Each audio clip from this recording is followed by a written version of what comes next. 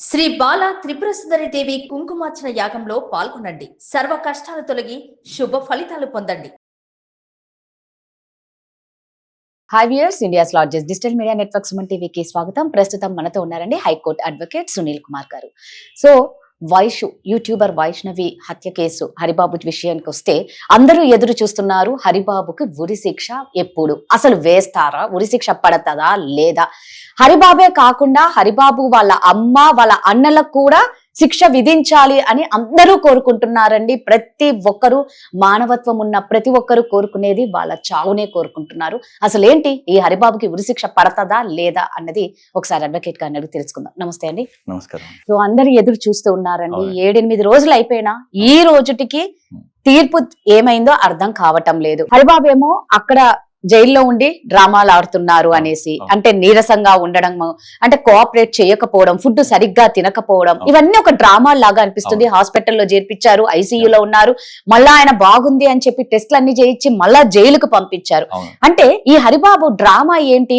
ఒకటి, నా హెల్త్ బాగలేదు అంటే వదిలేస్తారు అనుకొని డ్రామాలు ఆడుతున్నాడా, లేదు అంటే నిజంగానే బయటకు వస్తే వాళ్ళన్నలు వాళ్ళమ్మ వాళ్ళు ఏమన్నా చేస్తారా, లేకపోతే లోపల నాకెటువంటి శిక్షలు వేస్తారు, నాకు ఉరి వేస్తారా అని మెంటలీగా ఏమన్నా సఫర్ అవుతూ ఇలా చేస్తున్నాడా? వాట్ ఎవర్ అండి. హరిబాబు చేసిన అన్యాయానికి ఆ బిడ్డను అన్యాయంగా బలి తీసుకున్నందుకు, అందులో తను గర్భిణి, 4 నెలల గర్భిణి, నిజంగా అంటే ఒక బిడ్డ లోపల పిండం ఉంది అనంగానే నీకు చంపనికి చేతులు వచ్చినాయి అంటే నువ్వు అసలు మనిషి కాదు, మృగానివి, అంతకన్నా కాదు, అంతకన్నా నీచుడు. సో ఇప్పుడు అందరు ఎదురు చూసేది హరిబాబుకు ఉరి శిక్ష పడతదా లేదా. ఒక హరిబాబే కాదు, హరిబాబు వాళ్ళ ఇంట్లో వాళ్ళ అమ్మ వాళ్ళ అన్నలు. ఈ ఎంటైర్ ఎపిసోడ్ చూస్తే ఇతను హాస్పిటల్కి వెళ్ళడం, మానసికంగా బాగాలేదని ప్రూవ్ చేసుకోవడం ఎందుకు అంటే, ఒక శిక్ష పడినప్పుడు జనరల్ గా ఒక ఇన్సిడెంట్ జరిగింది, అతను మర్డర్ చేసినాడు, ఇది మర్డర్ కేసు కింద బుక్ అయిందండి. తల్లిదండ్రులను కూడా రెడ్ విత్ 34 కింద వాళ్ళని కూడా చేర్చినారు. వాళ్ళు ప్రేరేపించినారు, మర్డర్కి ప్రేరేపించినారు కిందనే వాళ్ళకు కూడా శిక్షలు పడతాయి. కాకపోతే ఇక్కడ ఏమవుతుంది అంటే, ఇతను ఏ విధంగా ఎటువంటి పరిస్థితులలో మర్డర్ చేసినాడు అనేది చెప్పడానికి ఇతని యొక్క మానసిక పరిస్థితి లేదు, ఇన్సానిటీ, అంటే కొంచెం పిచ్చివాడు, అంటే ఒక హైపర్ పర్సన్ చేసినాడు అని చూపెట్టుకొని రేపు శిక్ష తక్కువ పడడానికి.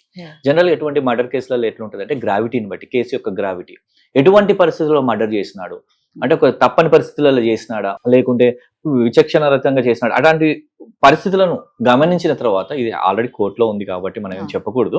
జనరల్గా ఎట్లుంటది అంటే, అటువంటి శిక్షలను అంటే అటువంటి పరిస్థితులలో, ఎటువంటి పరిస్థితుల్లో ఇతను చేశాడో దాన్ని బట్టి శిక్ష తీవ్రతరం ఉంటుంది అన్నట్టు. అంటే గ్రావిటీ ఆఫ్ ద కేసుని బట్టి సివియారిటీ పనిష్మెంట్ ఉంటుంది.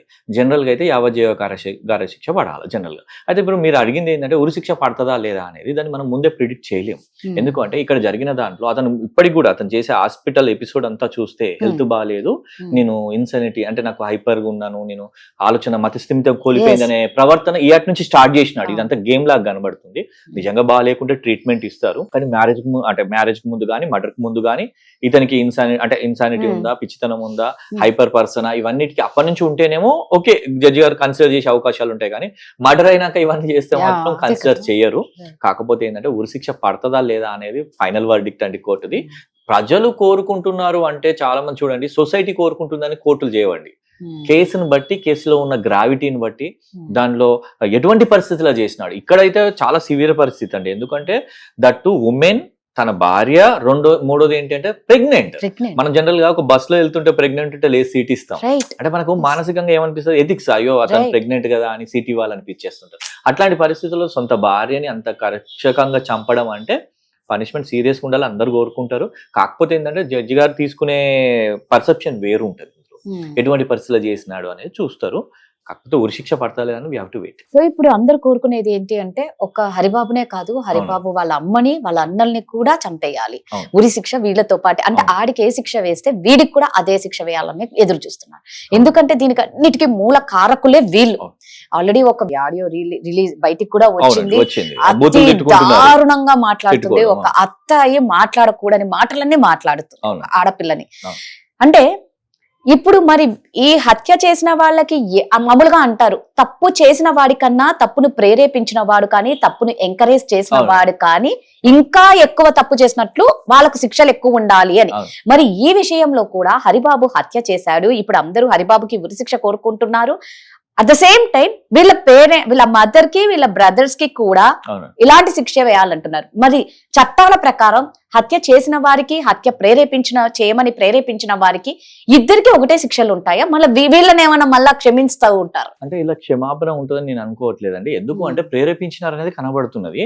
కాకపోతే ట్రయల్లో మనకు తెలియాల్సింది ఏంటి అంటే వీళ్ళు ఏమైనా అంటే ఈ మర్డర్ కన్నా ముందు ఏమైనా ప్లాన్ వేసారా, ఆమెను తొలగించుకోవాలని భావించారా, లేదంటే ఏదైనా సందర్భంలో తల్లి కానీ ఆ కోడలు వద్దురా బాబు నీకు పరిస్థితి బాగాలేదు ఆమెను చంపుదామా అని ఏమైనా డిస్కషన్స్ కానీ దానికి సంబంధించిన ఎవిడెన్స్ కానీ ఉన్నట్లయితే ఈ చంపిన అతనికి ఏం పడాలో శిక్షలు వాళ్ళకు కూడా అదే పడే అవకాశాలు ఉంటాయి. కానీ ట్రయల్లో విచారణలో ఎవిడెన్స్ ఈ అబెట్మెంట్ అంటే ఒక చావుకు చంపడానికి ప్రేరేపించినట్టు కనబడితే వాళ్ళకు కూడా ఈక్వలెంట్ పనిష్మెంట్స్ ఉంటాయి.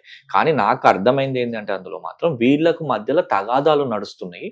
ఆ తగాదాలలో ఈ అబ్బాయి చేసినట్టు కనబడుతుంది కానీ ఆ పేరెంట్స్ ఇన్వాల్వ్ అయి చంపమని ఎక్కడ చెప్పినట్టయితే ఎవిడెన్స్ లేదు. ఒకవేళ ఎవిడెన్స్ ఉంటే మాత్రం ఈక్వలెంట్ పనిష్మెంట్స్ ఉంటాయి.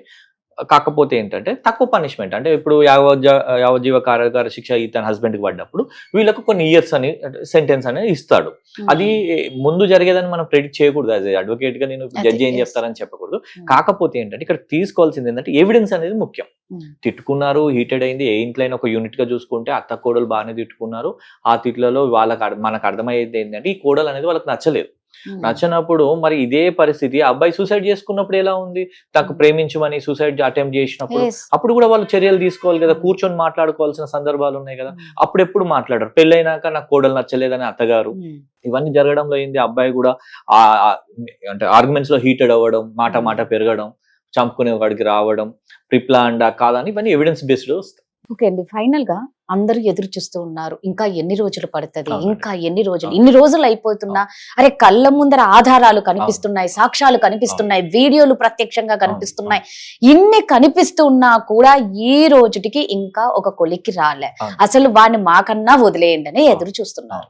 అంటే ఇక్కడ ఎన్ని రోజులు పడుతుంది? అంటే జనరల్ గా విత్ ఇన్ 10 days 20 days 30 ఇట్లా ఫిక్స్డ్ టైం ఉండదు. ట్రయల్ కి ఇంత ముందు ఎట్లా అంటే చాలా రోజులు పట్టేదని ఇప్పుడు ఫాస్ట్ ట్రాక్ కోర్స్ లో వచ్చినాయి.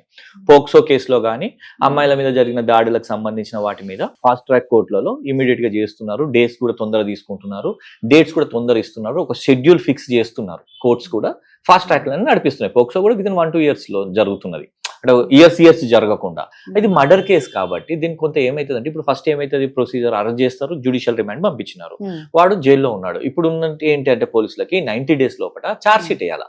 ఎఫ్ఐఆర్ అయింది, ఛార్జ్ షీట్ అంటే మొత్తం ఏం జరిగింది ఎవిడెన్స్ తో సహా, టెక్నికల్ ఎవిడెన్స్, సర్కమ్స్టాన్షియల్ ఎవిడెన్స్ అన్ని కలెక్ట్ చేసి దాంట్లో పొందుపరచాలా. దీనిలో ఇంకెవరైనా ఉన్నారా, లేదంటే అత్త ఆడబిడ్డలు అంటే మరుదులు అందరు కలిసి ప్లాన్ చేశారా, ఇంటరాగేషన్ చేస్తారుగా. వాళ్ళందరినీ పోలీస్ కస్టడీ తీసుకుంటారు, అసలు ఎందుకు చంపాల్సి వచ్చింది, ఏ పరిస్థితుల్లో చంపినావు, ఇదంతా తీసుకుంటారు. అంతా తీసుకొని వాటన్నిటిని స్టేట్మెంట్ గా రెడీ చేసి ఛార్జ్ షీట్ వేస్తారు. ఈ ఛార్జ్ షీట్ వేసాక ట్రయల్ నడుస్తుంది.